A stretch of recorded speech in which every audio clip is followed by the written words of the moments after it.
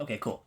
And we'll start up because we got about an hour to maybe just chat, so we can't spend way too much more time. JP, hey, thanks, man, for joining us. So basically, just to give you an idea, on this Discord is my online classes that I started 2 years ago now in 2020. No, I'm sorry, 21. Julio here helped me out a lot in terms of structuring a lot of this Discord mess initially that I started. And it's an ongoing concurrent Discord where a lot of students interact. So whenever I have my online classes, people will come here to post up their homework, interact, do feedback, that kind of stuff, do things like events. So I did a challenge on Monday where I did like reviews of work, like a contest, and today first time having a guest. So it's kind of like extra content for my students who are coming and registering for my classes online to have additional stuff to be able to participate, interact, and get people like you on here to get more information about experiences of us being an artist, industry stuff, life stuff, balance things, education, whatnot, your history as well too. That I want to be able to continue to do into the future. At some point, I would like to be able to also have you on to YouTube as well too. But if you don't mind, maybe you can kind of just introduce yourself and give us a little bit of history as to who you are, or what you've done, and where you come from. Cool. JP Mavinga, and I've been an artist, I guess professionally, about 25 years. So I started a little bit before college. I went to SCAD, Savannah College of Art and Design. Yeah. Um, so my ambition was to go into comics, but I ended up doing a lot of toys, collectibles, and just general illustration, concept art. Mm-hmm. Mm-hmm. And most recently, what's known, probably public, is having worked for Sideshow. Um, Before that, I did an in-house stint at McFarlane, and then a lot of freelance work all over the place. Yeah. And out of college, I actually worked as a web developer a little bit. Mm. So all that coding stuff is out of my brain now, Yeah. but Yeah. that's still an aspect of the. I think it's the right brain that still remains. Yeah. Very cool. What are you doing right now?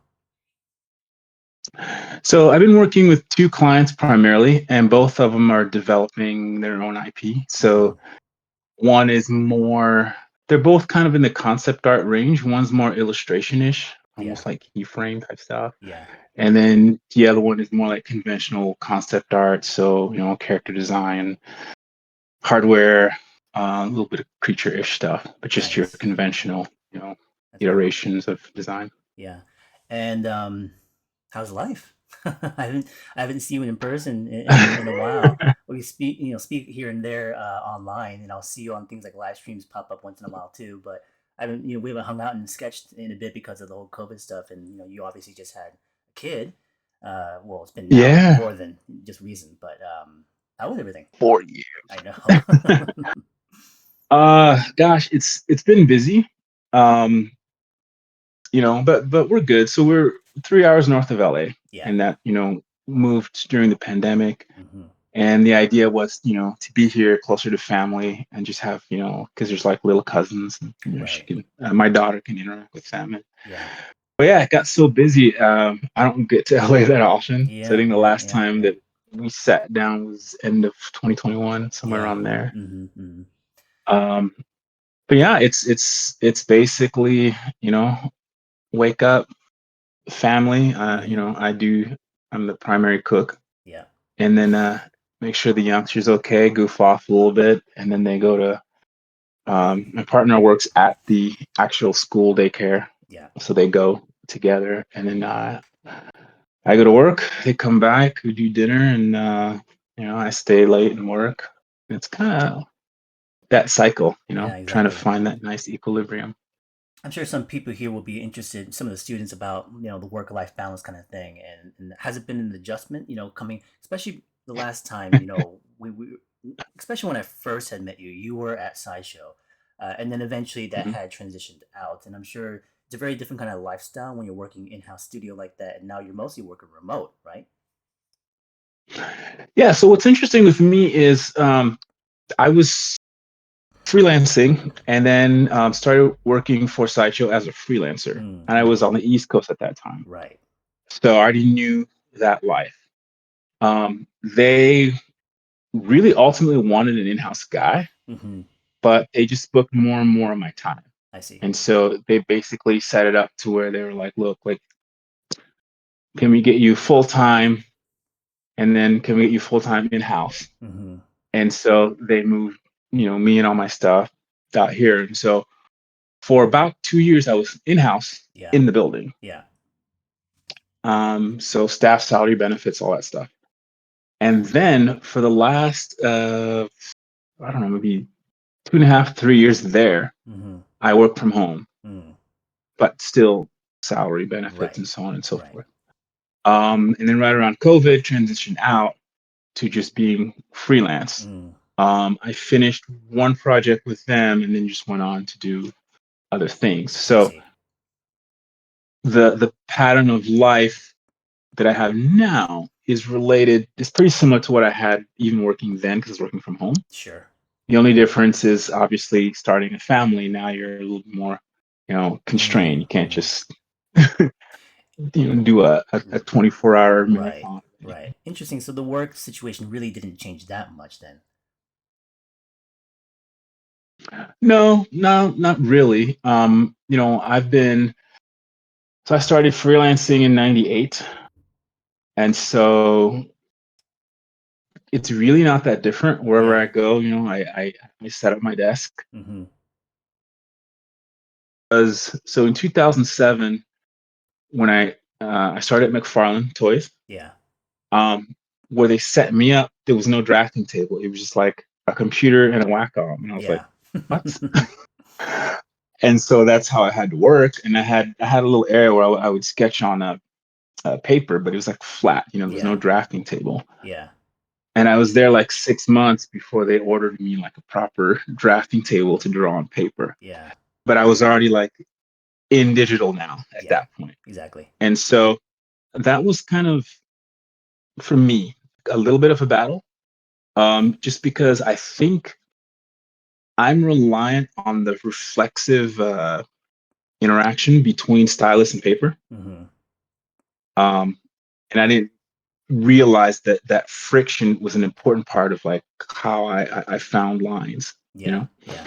And so I really struggled. And so my full switch to digital occurred just like a year and a half ago. Oh wow. Okay. Um, Even though I always had like a Cintiq, it was like paper for the gestures Mm-hmm. and a little detail, and then digital for color and Yeah. finishes. Yeah. Yeah. But to actually draw digitally just happened recently. I see. Give me 1 second. I gotta really So just. that's a big change.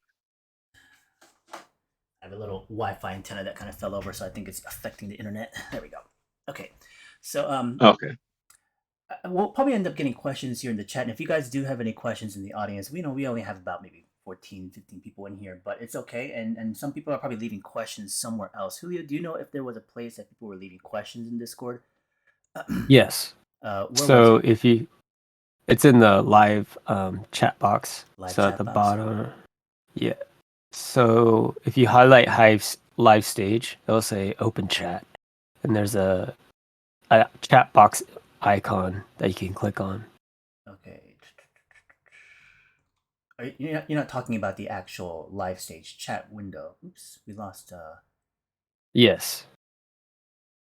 Looks like we lost JP for a second there.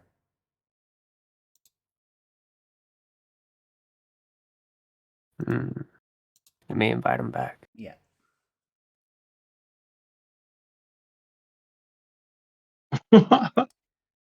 You good? You there? Yes.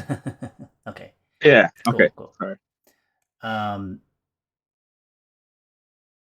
Okay. So yeah, you're saying please ask your questions here. All right. Cool. So Keith had one question, and JP, you can also, I believe, look at the chat as well too. There's a little icon for the chat window in live stage.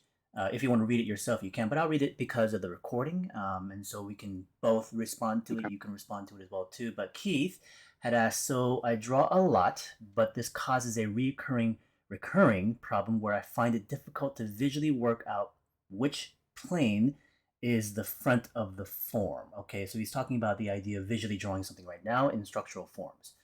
Then I add something to the wrong plane and it looks awkward as hell. Is there an exercise I can do that'll help with seeing everything consistently in the same perspective whilst drawing through? Should I make marks on the front plane? So let's say we're drawing a form of a cube and he's talking about the front plane and he wants to add something within that plane.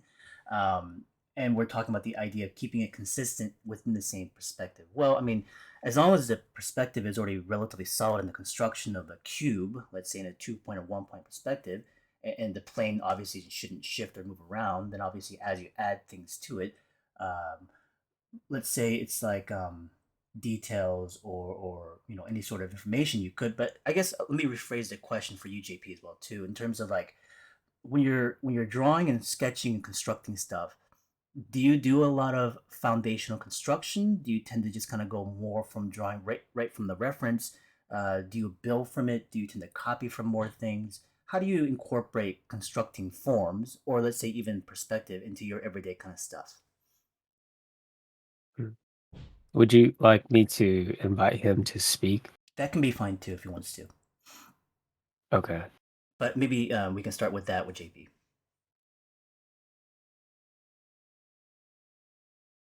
Okay, some of that cut out a little bit. I don't know Okay, if you yeah, guys can hear me loud yeah, and I can clear. I can hear you now. Um, Okay. so basically, let me start off by. Well, Oh, go ahead. I'm sorry. okay. Oh, I think I heard you talking about do I construct and Yeah, then ultimately getting to that answer of planes front and back. yeah. I actually purposefully, when I warm up, I actually warm up by essentially doing construction lines of simple things. I almost always draw a cylinder first, Mm-hmm. just to like um, introduce foreshortening to my mind, like just to kind of like get that thing going, Mm-hmm. and then spheres and pyramids and just like layer them. Mm-hmm. Um, for me, in order to keep a drawing organized, Mm-hmm. I always work very light, and then I'll maybe press a little bit harder for those foreground elements, and that's how I organize in terms of planes and space. Mm-hmm. Um, but as I draw further, the things that I'm comfortable with, I don't necessarily do that much construction. Mm. So something like a face, I don't do too much unless it's an unusual face. Right. Interesting. Um, you know, figures, depending on what aspect of the figure, or if I'm just not feeling it that day, yeah, I'll do my gesture and then I'll go in and work on whatever's throwing me off. But usually I try to at least nail the overall form Mm-hmm. by its outline. Um, you know, Objects that I'm not too comfortable with, I will try to put it into the composition, generally what sits in the space, about its size or whatever, and make sure that I like it dynamically before I go in and start figuring out what it is. Um, my habits sort of changed. Like when I was younger, I always because I learned perspective way before I could draw figures. Mm. I had no intention to draw figures. I used to draw cars and spaceships and everything but Right. figures. Right. And so I always imagined that ground plane first. Mm. Um, However it sits in space, and everything would come off of that. Yeah. And so, I didn't always need to like draw outlines and horizons. I kind of had a sense of that. Right. But if I needed it, like if I'm drawing a train or something, like, okay, fine, I'll set that up. Yeah. Yeah. Yeah. Um, Cool, cool. Keith, if you are there, if you want to refine that question for us, you can on audio. People can jump in if they would like to. I had reread the thing again. It was more about actually drawing on a different plane, I guess. I stated it wrong, but Keith, if you're there, if you want to speak about it, you can. If that helped, at least some ideas about what JP does, that's fine too. But let us know in the chat, and if you want to jump in, just let us. You can jump in when you want to. So. Um, Let me see if there's other questions though while we wait for Keith. You get a question, which is the lack of tactile feedback is definitely something you can't get used to working. Oh, that wasn't a question, more of a statement, but that was something for me as well too. When I work digitally, I tend to have a little bit more issues feeling the piece because I don't have any actual tactile feedback on a digital screen. So my hand doesn't respond the same way. So a lot of times I actually draw very differently, and my mindset's very different when I draw digital Do you prefer digital now more than traditional? Because every time we would sketch together, it would always be traditional. But what do you prefer right now? I still prefer traditional, like in terms of feeling and emotionally, like comfort, Yeah, but it just doesn't make sense for a lot of client work. yeah, of It course. just, you know, e- even the like just the scan time Yeah, and like cleaning up, and exactly. it's just not worth it. So Yeah, yeah, yeah. I've just gotten I've gotten to the point where I can do most of it the same. Mm-hmm. You know, I Mm-hmm. I I force myself to put the same type of stuff down, but it doesn't really feel the same. I don't Yeah, like it. yeah. But when it comes to finishing an image, Mm, even though I prefer the analog experience, like I can't reproduce in analog what I do digitally. And even if I tried, it would be like 10 times more time. right. It's not even close. Yeah, yeah, yeah, for So, sure. Definitely cool. I, Uh, Lydia had another question. Then is comics still something you are interested in pursuing in your career for personal interests? yeah. So here's the thing.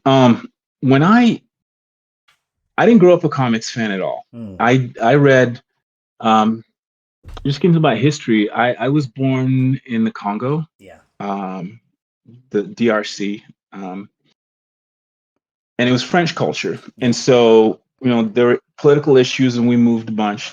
So I was aware of like Tintin, Oh yeah, and Asterix, but they were so common there. It was just like another thing. It didn't stand out. I didn't, whatever. And then at some point, I read like, when I came to the US, I think we were in Liberia though.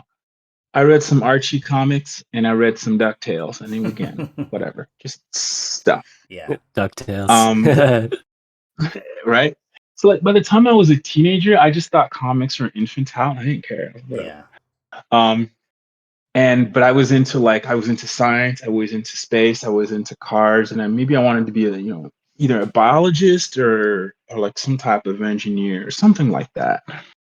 Um, this would have been 94, 95. mm, And then the summer of 95, my life really changed. I turned 16, but you yeah, know how old I am.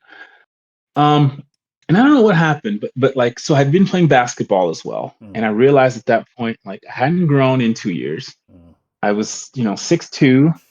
So when you're 14 and you're 6'2", it's like, wow. When you're 16 and you're 6'2", it's like, okay. Um, and so a friend like, took me to a comic book shop. I was like, whatever. And I saw all this new digital coloring, and I was like, well, this is interesting. And I actually gave it a real look for the first time. And I was like, well, when I looked in it, I was like, these people are drawing figures at a level I hadn't even conceived of. yeah, Right. And I was blown away. I was inspired. But I looked at all the backgrounds, all the cars, and all the guns, and I'm like, I'm 16 and I'm past this. mm, I knew, I could draw like, perspective cities and all yeah, that. And I was yeah, like, this is, and that just gave me the idea, oh, I could do this, but I didn't care. And then yeah. I read Ghost in the Shell, and like Mm-hmm. everything I'm interested in was in that book. And like my life course just changed, because I loved science. I loved biology. I really I had a active spiritual practice, and I love psychology, philosophy, and these ideas of like human rights and Yeah, consciousness. And yeah, so I was like, this story and this kind of work got my attention, and so I want to develop those skills. Well, at that time in '95, the American comics industry had just bottomed out. yeah. Now I didn't know that, because there were still all these things on the shelves that Mm-hmm. had blown up a few years before. Mm-hmm. So I worked hard to reach those skills. And so by the time, I showed my work in May 2000, January 2000, MegaCon, right? And the editor was like, yeah, I'll give you work. And I was like, oh. And the script came years later, but at that point I was learning that, okay, as a business, this was a challenge that Mm-hmm. wasn't going to be easy. And I'm a meticulous artist. And when I got out of school, I realized that I didn't have the name or the clout to get the type of page rate Right. Right. that I could live off of Yeah. and do comics. I just drew too slowly and too meticulously. Mm. And when I tried to learn to draw faster, the degradation in my work went too far. Yeah. Like I couldn't get people to take it, Yeah. right? And so my sort of sweet spot for drawing involves a lot of problem solving that didn't make sense for comics. Yeah. It turned out to make a lot of sense for toys Mm-hmm. and collectibles Mm. and certain types of concept art, even though that's not storytelling. But I still knew a lot of people in comics, so I got to do, cover DC here and Right. there, and then I Yeah. did like other indie stuff. Recently, I did stuff for Aspen. I did a Mm-hmm. story for Humanoids, Mm-hmm. and so I still have a toe in it. Um, Ultimately, my goal is to develop my own work and my own brand, Mm-hmm. such that I can basically put something out myself Yeah.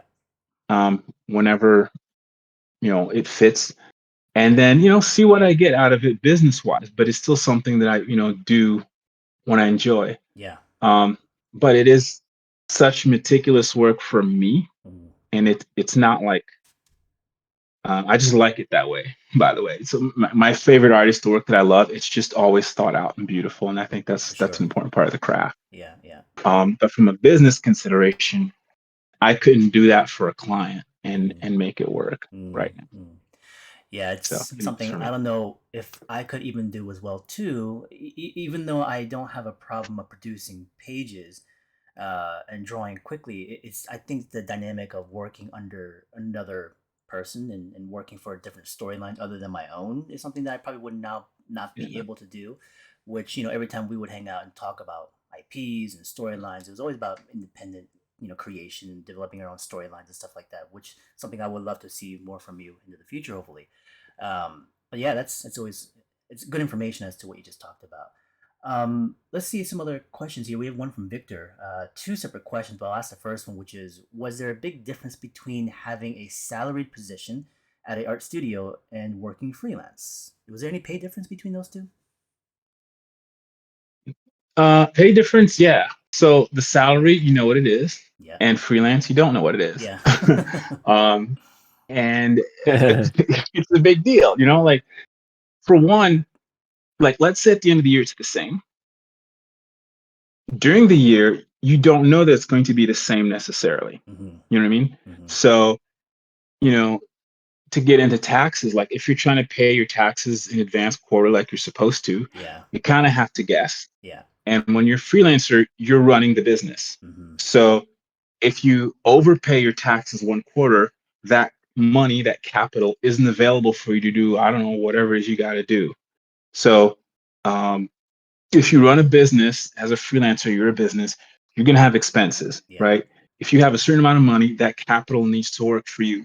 But if you just gave it to the government, you're going to get it back into the year. You don't have it when you need it to do who knows what, yeah, right? So, for instance, let's say you pay taxes like I don't know, maybe you should really have a reserve in your account when you're freelancing, right? Like you want to have, at least in my view, about 3 months worth of money, give or take. But let's say you don't, or it's pretty close. Like, well, I owe 3 grand in taxes and you pay it, right? And then your laptop quits. Well, you really could have used that 3 grand, and that's an expense that would hmm show up on your taxes, right? hmm So as a freelancer, you kind of have to plan more, yeah, um, not just your life personal operating budget, but also you have to consider your business's life and operating budget. hmm Whereas when you work for a company, that part of things is being done yeah, somewhere else. exactly. And then your healthcare and stuff like that comes with it. hmm So you have to hmm so as a freelancer, you I think you have more on your plate. yeah, um you know your overall numbers, they're going to look different to feel the same, right? Because you're paying taxes and right, whatever and all right, that kind of stuff. But also, like, when you're working a salary, you're capped unless you freelance. But let's say you don't exactly. freelance. Yeah, So whatever you make in a week or a month, whatever, is capped. Mm-hmm. Whereas when you're freelancing, it's not. So if you can make all your money in 6 months and then do something else for 6 months as a freelancer, then you can do that. Yeah. Whereas on salary, it's like you'd have to take a sabbatical to get 6 months to do something else. Mm-hmm. And so if you are trying to do, if you're trying to change something or do a big project or learn something new, it's better as a freelancer because you can carve out your time for that. Yeah. You can bang out work for 3 months and then focus elsewhere for a month. Yeah. Versus on salary, you're constantly like being engaged by your job. And so, the few hours you might get in the evening or whatever may not be enough to really concentrate. Mm-hmm. Mm-hmm. So those are really the major differences I see. Yeah. I think sometimes a lot of full-time people are going to also take freelance at the same time as well too. That's what I had done when I was working full-time in games. Freelancing would be, any sort of side jobs or even teaching that I would do would be considered freelance for me. And so I would have the benefit of being able to have a lot of expenses I would write off and stuff like that, even though I was working full-time. So it's nice when you're getting a W-2, when you're getting a bunch of 1099s also. But when you have only bunch of 1099s on taxes season is bit of a nightmare. Because you have to, basically organize all that information. It's tough being a freelancer at times. There definitely is a lot more work, and I think that's a big part of what JP is talking about. The time investment of what you got to do. You got to handle everything. From getting the work yourself to be able to organize your scheduling of things and all the tax information that you have to do at the end of the quarter of things. There's a lot more to process. Where when you're working full time, you just show up into the office and all the HR people are doing it for you. They hand you your information at the end of it, and you're good to go. But I think artists also are starting to find out that full time work is just also sometimes not enough pay because they need more to live off of now. Living expenses are going up, so it's kind of crazy. So, anyways, second question too from Victor was, can you walk us through what your typical drawing process is like? Well, we kind of mentioned a little bit about what you do, which is you tend to kind of draw, not necessarily do construction as much anymore, but maybe if you want to go into more the specifics, you can. It depends on the piece. It Yeah. really depends on the piece. So, you know, my clients right now. So I have one client that wants essentially the goal is like a final painting, digital painting. Mm-hmm. So I give him three loose sort of composition sketches. You can tell which character is which, and you can tell what the setting is. And I put like a layer of gray Mm. multiplied Yeah. and like poke out some highlights and then hit some shadows. So you can tell what it's going to be. Um, for another client, we're designing stuff. And so the project is I'm doing more of the characters because he's got people doing other stuff. Mm-hmm. So I'll draw a figure in like 10 rough costumes and send Yeah. it to him. We'll pick one and develop it. Right. These things are all done, digitally. So it's rough sketches and then, refined later. The work that I do analog, I tend to take more time with, um, partly because I enjoy it, but also, it just takes more time to do. Yeah. So the analog thing is you don't have layers. You in digital, you can almost do more throwaway mistakes. Mm-hmm. Um, if you go back to, I don't know if you did this, Peter, I'm about the same age, but back in the day before digital, it was like tracing paper. Oh yeah. You Of could do course. like layers of tracing paper and like Absolutely. try stuff. Yeah. Yeah. So digital is similar to that. But I don't have that much tracing paper. I don't think I have any now. So Yeah. like I tend to draw, very lightly and then think about it and then adjust and then think about it because I don't want to erase too much and mess up Mm-hmm. the paper. Mm-hmm. Um, but yeah, like I have analog drawings I started years ago. I haven't finished. Yeah. Um, so with digital, it's like I've probably done, I don't know, 10 paintings in the last year. So it's like it's just a different speed. For sure. Cool. We have a question about your age. They want to know how old you are, actually. Well, I'm 41 right now. I'll be turning 42 in about 10 days. But you're older than me, right? I think by a couple years. Oh, yeah. I'm ancient. Yeah. Me and the dinosaurs, we used to hang. I'm so actually, how old am I? I'm 43. Yeah, I'll be 44 in June. yeah. So we're Man, you close. We're guys look close in age. young. We're close in age. Um, well, let's continue on. Let's see. So John Albert was asking contract work versus in-person work at a company full-time job. So John Albert, can you maybe specify that in terms of what you mean? Are you asking about what he prefers? Is it contract work or in-person, or I guess the differences between the two? If I was to refine this as being the differences between the two, or preference, I guess preference-wise for me, I prefer contract work more now, but I think it's important for people to start in person to get that experience of working in a corporate field. But I guess maybe we can center that question that way. For you, you've done both, in person and also remote. Obviously, you've done contract work even in person as well too. But do you like working in house at a studio more, or do you like working contract, let's say, more remotely? I guess that could be the question.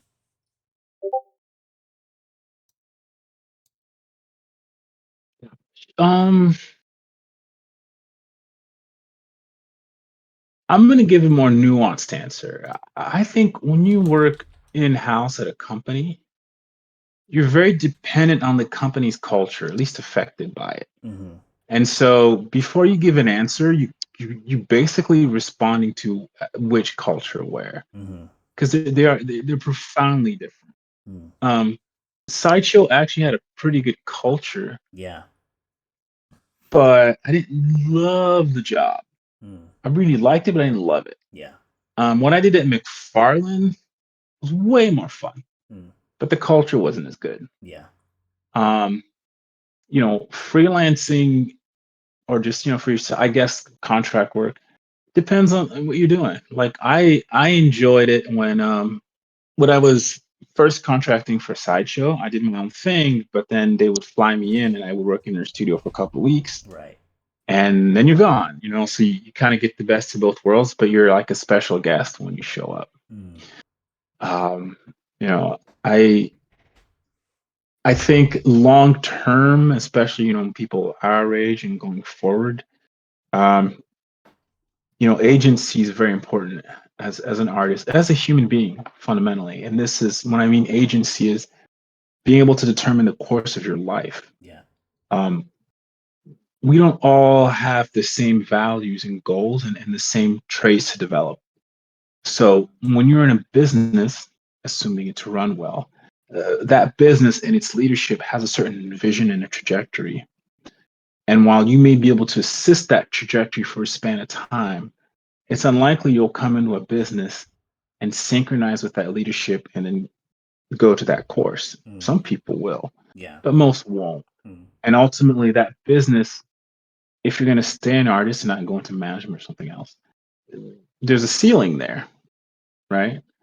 Um, when I got to Sideshow, there was an art director, and they didn't have the scale to have multiple art directors. But even when that came up, you know, I wasn't necessarily included in that for a certain number of reasons. But you know, it like I wasn't trying to be the creative director of Sideshow. Mm. I have zero interest in being CEO Yeah. or COO. Like I don't have, I want to be an artist. Yeah.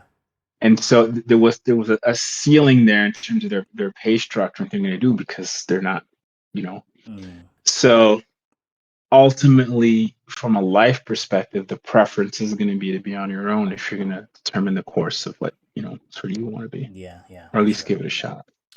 Yeah, being that comment about when you're working in house at a studio, the differences in cultures can definitely alter your experiences and things. Definitely, I had many of those as well too.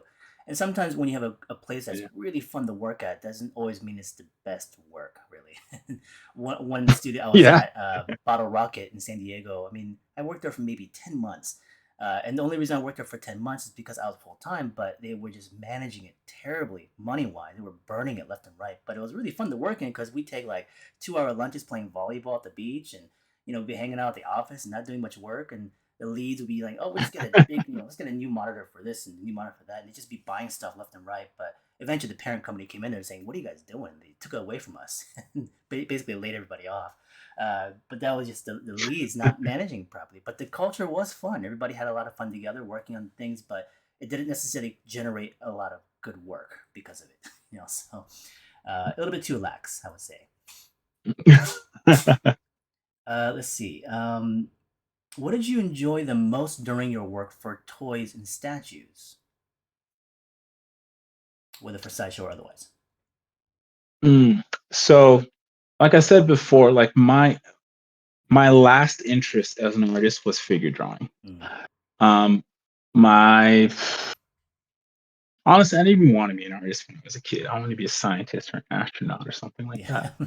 And so I always looked at machines and speculated about machines and that kind of stuff. And Mm-hmm. so in my mind, there's always this interest in problem solving or speculating and things like that. Um, when I got into storytelling, you know, I actually had a hard time with like fantasy because it's just magic and aesthetic stuff. And I was like, there didn't seem to be any problem solving for me. Right. And so for a long time, I felt adrift in that respect. And so when I started working on toys, and McFarlane was like, plastic articulated toys. Mm-hmm. The articulation is a kind of machine, and Yeah. that interested me. Mm. And so figuring out how to cut a toy so that you get the right movement and the action you want, but then it can be executed at a factory because there's certain constraints to injection molding. And I was like, well, that turned my brain on, and I got to Yeah. meet a plastics engineer who taught me a little bit about the chemistries of plastic, what you could do structurally, and go, okay, well, Mm. you can get this detail on that Yeah. plastic Yeah. Yeah. Yeah. and that, so this is where we started placing certain toys, certain pieces Mm. to get detail and to avoid paint hits and like cast shadows instead of painting. And that problem solving interest in me was very stimulated by that, and I enjoyed that. For sure. Statues a little bit different, but I ended up being the guy that would figure out all the hardware and stuff like that because other people didn't like drawing perspectives. Mm. And so that engaged the part of my brain that, like, at least for me, figure drawing didn't necessarily activate that much. Interesting. And from an art perspective, that was the most enjoyable part. Mm. But I think there was some really cool stuff in the past where I know that we would talk sometimes about statues and whatnot, and you seem to have this really clear idea about balance as well too when it came to statues and how they would pose. And that's what I like a lot about your work. When you guys go through his Instagram and stuff like that, you'll see a lot of his figure drawings and sketches, also fantasy stuff. But your posing is always really really good because you have a proper balance to your characters, really well done. So I think in statue work it translated really well as well too, because that's a form of problem solving as well too when it comes to posing of a Yes. character, Yeah. because it's got to work from multiple different angles of views, not just one angle from a statue. So it's another interesting part. And I think your comment about the idea of plastics and the whole manufacturing process, for me, that was also something that came into light when I was working in eyewear. So when I would visit places in Italy looking at the manufacturing of eyewear for plastics, from the acetate plastics to injection molding and stuff like that, you start to see what they can do and can't do. Limitations forces you to problem solve stuff that you never considered before. But as concept artists working in like gaming, you don't really have to work with tangible, actual physical things. So it doesn't really come into mind. But it's interesting for sure. Let's see. Let's move on to a couple of the questions then. We have about maybe the next 10, 15 minutes left before we're going to finish up here. But let's take a last couple questions. Teresa was asking, when it comes to clients' work, sorry, when it comes to client work, do you seek clients or do they seek you out first? Is social media very effective at that when it comes to finding clients? Ooh, I'm like the worst to ask.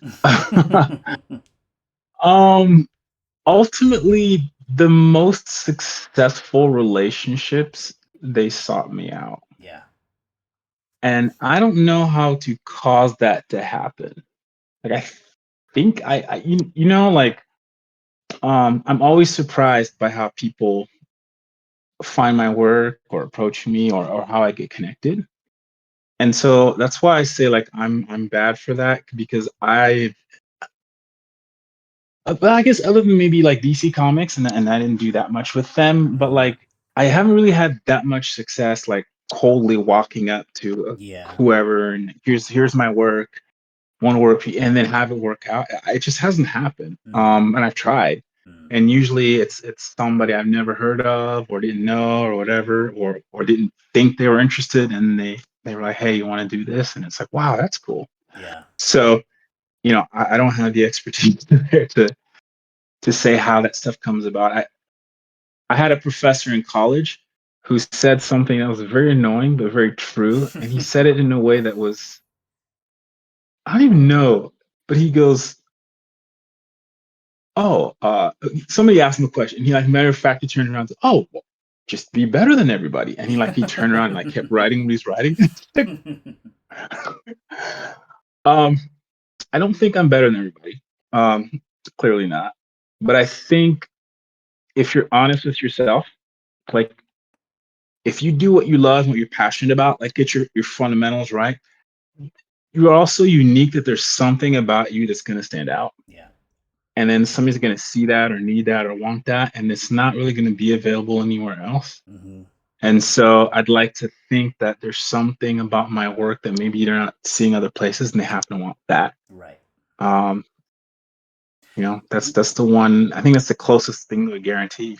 Yeah, no, I agree with you there, because it's a fingerprint left in your work that's very much you. And even though we can all be drawing similar things and similar kind of themes and topics, it's still recognizable as your work as JP or of my work or somebody else's work. And your idea of investment of passion and the honesty within it, the exploration as well too, will start to, I guess, visually come through. And for me, it's the same thing. I don't really necessarily have exact kind of logical steps of what people should do to get the kind of client to come to you. Most times, clients came to me just from seeing the work that I had out there. But I think also what we project and how we take our day to days and basically do by example. I think people are attracted to it, and definitely word of mouth helps the most from there. But that's also how it happened for me. People just came to me afterwards. But it's difficult to, because that question of just like even starting the very beginning of your career, like how did you get your first job, kind of thing. And for me, freelancing was my first job, but that also came to me that way. They just found me. I was just a student. I put my work out there, and they saw something apparently, and they reached out to me. So yeah, we don't necessarily have one specific answer that could probably answer that for you, Teresa. But it very much is, I think, the investment of passion that you put into your work, and as much as you can to put yourself out there and hustle a little bit, of working as much as you can to network and connect to people to maybe get that word of mouth. But other than that, I mean, I say these two things, which I think people don't like to hear as well too, which is a little bit of luck and timing, because you can't rely upon that solely, but I think it does make a difference slightly. I know of many people who are very good, but just never had an opportunity sometimes. So kind of sucks. Uh, for you, is social media effective when it comes to this at all, or do you use social media heavily at all? I don't know yet. I don't think yet. But I will say, so I finished college in 2003, Mm. and so I used to have like anyway, websites at these free places Mm-hmm. like Tripod, GeoCities, ancient stuff. Yeah. But that's when I bought my domain and Mm. set it up. And within a year, it paid for itself. Yeah. And so that's maybe a precursor to social media, but that's where people would ultimately end up and Sure. find me. And I had a contact form. Yeah. So being online definitely was big for that for Mm. me. Mm. But to that point about luck and timing, I think the way it links to things in my view, and this is what I've heard before, is you prepare yourself to respond to those moments of luck and Sure. timing, Absolutely. right? So if that opportunity comes your way and you're not ready, and that has happened to me, like it goes away and it may never come back, Mm-hmm. you Mm-hmm. know? Yeah. And Yeah. so I do think like there's an element of luck there, but actually like circumstances happen and things are swirling. Sure. But if you're ready for it, that's when you can really take advantage of that situation. So Absolutely. Yeah. Yeah. For sure. Okay, we're getting close to the end here. We'll spend maybe our last moments with this last question with Michael. So thank you everyone for hanging out. But let's read this one. It's a bit long. It's quite chunky, but let's read through this. The first one is only two, but the first question is dense. But let's read it. I'm currently just starting out and solidifying my fundamentals, but I'm really struggling to create personal work on the side because whenever I do, I'm rarely satisfied with what I create and only see where I'm lacking with, which makes me only want to grind the fundamentals. Then what I do, it becomes really dry and mechanical, which hurts my motivation despite the discipline being there. So the question then is, how can I create a good balance between studying and feeling kind of satisfied with my personal work? Kind of satisfied with my personal work. I feel like learning how to actually finish pieces would help because a lot of my personal stuff stays loose, as loose sketches. It also seems like there's too many fundamental things to keep in mind when drawing that I lose focus on other aspects of fundamentals. So I guess that first part of the question really is the first one, which is how do I create good balance between studying and feeling satisfied with personal work? Let's start with that. Uh, so I studied martial arts from 94 to 2000. Um, and I promise you this is related. Um, and it was a Chinese style like kung fu system. Mhm. And so it's very structured and had all these forms and you kind of had to memorize them. And then this was at the time when MMA was kind of rising with all the fighting, and then people kind of were looking at Bruce Lee again and his Jeet Kune Do. Yeah. And one day I asked, one of the teachers that was teaching is like, people like, how can you fight with doing all these circles with your hand? There's no way. And he was like, right. And he's like, well, those things strengthen your hand and your reflexes, but ultimately in a real situation you will find the shortest path, right? And this was the Bruce Lee thing, like the distillation to the shortest path. And then I was like, okay, it didn't really do anything for me because I didn't stick to it and I didn't spar that much. So then when I went to art school, I was actually quote unquote pretty good because I was able to do professional work before art school. Mhm. And like after my first quarter I got the DC gig. Mhm. And then I learned a bunch of anatomy and a bunch of stuff. And not only did my style change, like I got less professional attention and opportunities. And I Mhm. really slowed down and I had a hard time probably 2 years out of school. Mhm. And then I kind of stopped drawing the way that I was drawing and I started painting on like big canvases and stuff like that and just kind of feeling out forms instead of like trying to outline them. Mhm. And then everything clicked. And then I started being able to do what I used to do but directly. Yeah. And that's when I noticed the correlation between you do the complex exercises to develop the muscles and the reflexes, and then you do it enough, it basically becomes part of your instincts to where you can find the shortest path. Right. So if you're learning your foundations, like you're doing a good thing, like go for it. But at some point, you really want to like learn that as best you can and keep it as a part of your practice for exercise. But keep Yeah. in mind that it's exercise. Right. And then begin to express yourself. Um, and this is where the Bruce Lee thing came in. And it's like his words did make as much sense when I was doing martial arts. It made more sense when I was doing my art. Yeah. Yeah. Is like at some point you have to have you. So it's not about correct or accurate, it's about emotional content.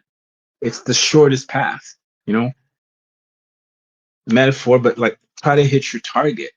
And after a while, you find that instead of practicing hitting the foundations in the right lines in the right place, you're going to practice hitting your target emotionally. Mm. And then your hands will find the shortest path. And so part of that is, you know, do the exercises and then do things you enjoy, like purely because you enjoy it. You don't have to show anybody or whatever.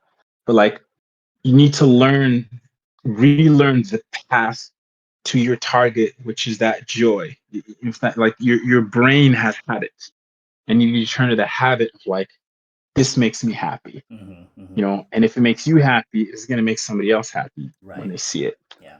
Makes a lot of sense. I think your explanation was perfect. Nothing for me to add. I mean, pretty much what he said was very close to the way I also feel. And when I went through my own education, had similar kind of experiences as well too. So number two, question wise, how important was studying other artists for your growth when starting out? Which artists had the most influence on your art? I would love to do a full dive in studying artists I admire, but I'm not sure exactly how to get the most out of it. So any tips on a routine, how to organize studies of other artists would be appreciated. So studying other people. Hmm. Did you Yeah, I just did do that in a structured way. yeah. I never did a master copy. I mm, hate that stuff.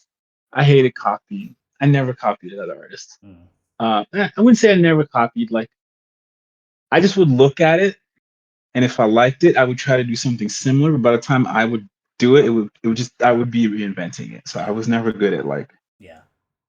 um.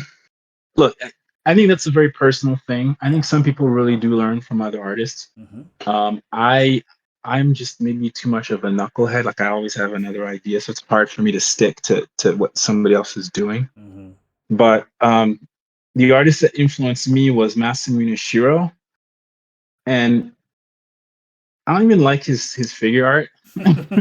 um, I think his hardware is interesting. I would never draw hardware that way. I just think his ideas were interesting, so it's yeah. hard to call him an influence as an artist. Yeah, sure. Um, Travis Charest is another comic book guy who's Mm-hmm. influential. Mm-hmm. I don't draw anything he draws though. I just I think he was clever in the way he rendered things for a certain span of time. Yeah. Um, I like Michael Turner, who late comic book artist. He died in 2008. He just had this design sense that I love, Mm. but I didn't like the way he drew figures. Yeah, me too. I didn't like the way he drew faces. Like it's just it's so as influences. It's hard to really say. I just think like Sid Mead is one mm. certainly for all kinds of stuff. I don't really draw what he draws, but I try to use some of his what I think his processes and approaches are for certain things. Mm. In But school, yeah, in school, were you asked to do like not master copies, but look at the classics, the masters? yeah, we would study them in class. Yeah. They put them up on slides, and we talked about like compositions and Yeah. Yeah. placement of things and the golden rule and color theory. But I don't. I never had a class where we would copy. I know some professors did that. I guess I got lucky. Mm. Um, you know, for comic stuff, I think rightly they discourage copying. The thing about comics and cartooning is it's abstraction, and Yeah. those solutions were found by those individuals. Mm. And so, if you copy those solutions without understanding their source, it can actually hurt you. Yeah. So, you don't necessarily want to copy that. But no, I drew at the museum, like the statues, like of practicing life drawing. I don't know how to explain it, but like a marble statue, and you draw it. Mm. So you're drawing a sculpture. I don't know if that's considered copying. I did a bunch of that, Mm. but no, even painting. I didn't. I learned painting stuff in school, but it didn't integrate until later. Yeah. Um, and then I looked at people's paintings and how they approached color, Yeah. but there's one that I was like, that's the guy, you Mm. know. Mm. So I don't know if I have a good answer to that. I think I just looked at the things that I liked and I knew I couldn't do, and to figure Mm. out how they did it. I see. I mean, it's a form of study because you are still analyzing other people's work. You're not necessarily doing a direct copy, but you are extracting information the way you want to interpret. Yeah, Yeah, absolutely. yeah. I mean, that's I think what I like to do as well too. I mean, have I done direct one-to-one master copies in the past? I had in school. Out of school, no. But out of school, if I went to like a museum or looking through books and there's people's work that I like, I would obviously observe it. There are times that if I'm at a museum, I would draw it, but I wouldn't try to do a one-to-one. I would extract information that I liked about it, basically. Yeah, cool. Okay, so we're going to be reaching the last bits of the end here. JP, thanks for your time, man. If there's any maybe last bit of Yeah. advice you can give to these students, a lot of them are kind of there's a whole wide range of people here in the classes that I'm running with the students that I have. Some are working actually as professionals. Some of them are very much up and coming, and they're very young. Others are kind of in the middle. Others are changing careers. But do you have any comments or advice on people for educational purposes, or even just from an art background kind of mentality? Anything you can give as a thought? As a general thought, I mean, congratulations for choosing art. Obviously, it's not easy. I Yeah, wish you guys the best. yeah. Art is, as a field, it's a practitioner's field. You can learn all the stuff you want, but you're not doctors, you're not lawyers. It's something that you practice. It's much more like sports. Mm, So, to me, so one thing I would say is, just like sports, you really want to stay in shape, mm-hmm. which means practice and exercise. Yeah. You want to condition yourself to the sport that you're doing. So, if you're a figure person, you got to do figure stuff, Mm-hmm. and so on and so forth. Mm-hmm.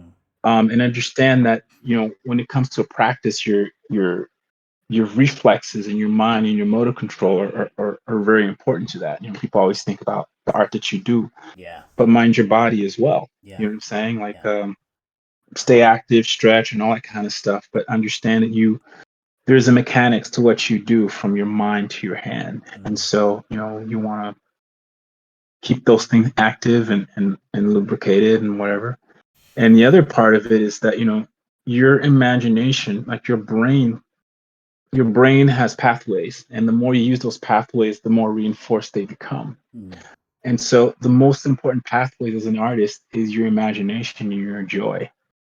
And you really can train yourself to lose your joy. So don't do that. yeah. you know, Yeah. Yeah. Yeah. um, train yourself to keep your joy, train yourself to let your imagination just go, like Mm, unleash it mm, from time to time, and then mm, you'll get better at that. mm-hmm, mm-hmm.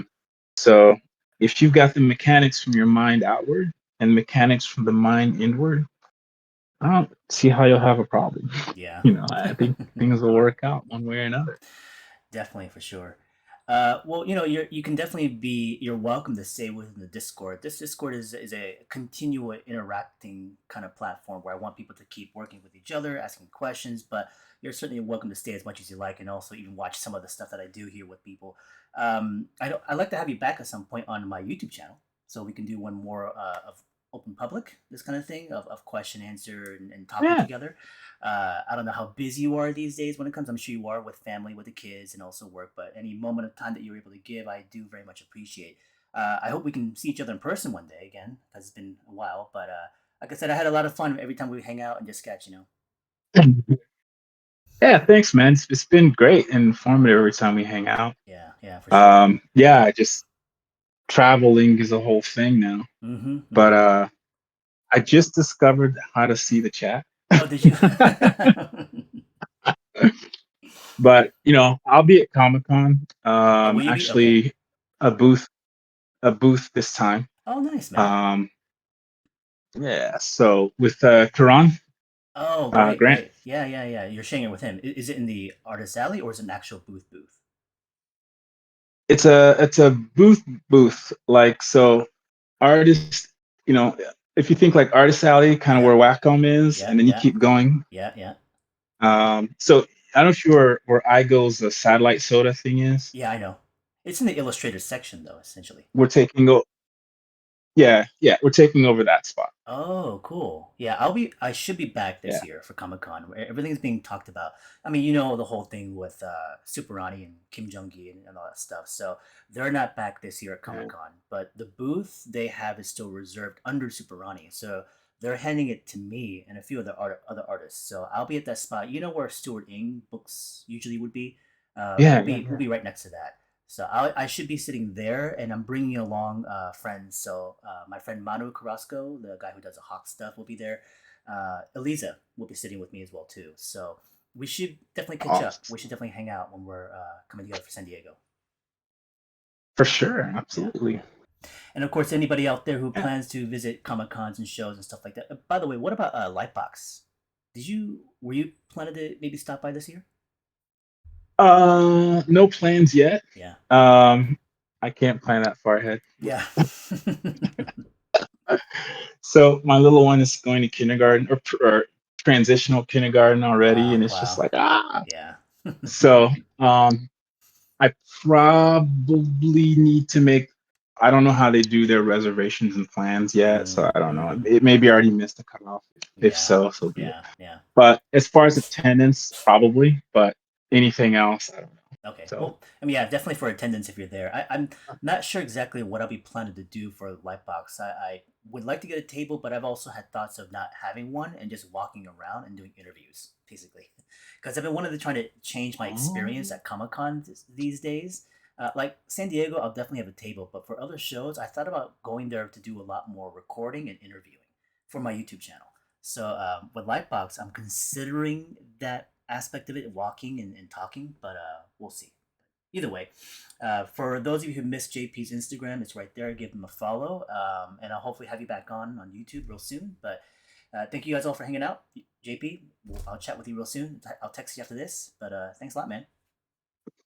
thank you, and it's good to meet you guys. If you're at Comic Con, definitely come see me. Let me know you were here, and I don't know, maybe we'll do something special for you. Definitely cool. Thanks a lot, man. Appreciate it. All right, you guys, we're gonna end this one here Thank now. you. Thank you so much. Cool. All right, Appreciate it. bye.